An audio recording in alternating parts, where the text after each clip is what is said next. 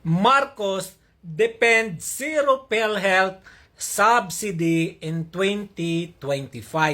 Nakakatuwa naman tong si BBM Bangag.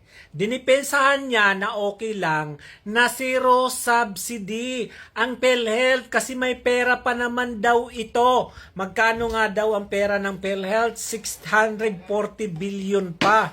Kaya okay lang na walang subsidy.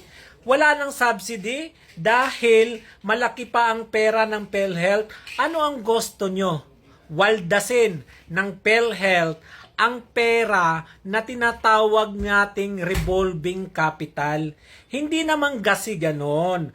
Yung mga mangmang na hindi nakakaintindi, define subsidy at define daw yung budget. Sa totoo lang, dapat talaga nilang bigyan ng budget at dapat din talagang bigyan at kailangan laging may subsidy ang PhilHealth. Dahil unang-una, diyan nang gagaling yung pinakamalaking kontribusyon na pumapasok sa mga Pilipino na iniipon nila para pang hospital bill. Dahil diyan sa PhilHealth na yan, dahil sa kontribusyon ng mga Pilipino, nababawasan ang gastusin ng gobyerno. Ang gagawin na lang ng gobyerno, sa ahensya na yan ay bibigyan nila ng budget, bibigyan nila ng subsidy.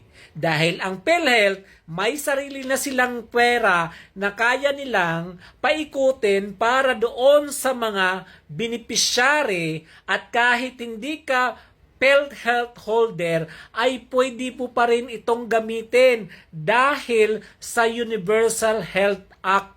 Diba?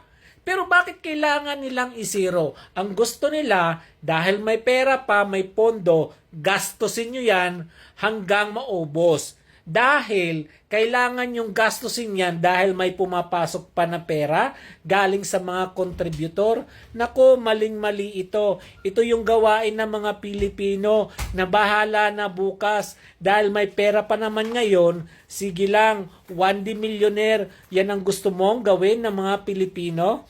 Paano hindi naman tayo nababawasan ng nagkakasakit?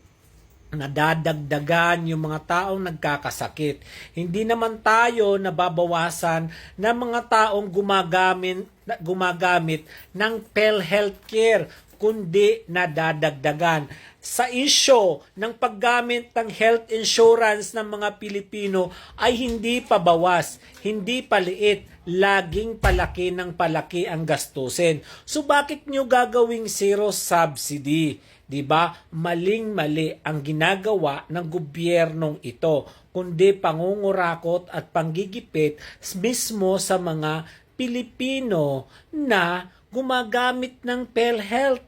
Yung mga laging nangangailangan at lalong-lalo na mayroon tayong Universal Healthcare Act.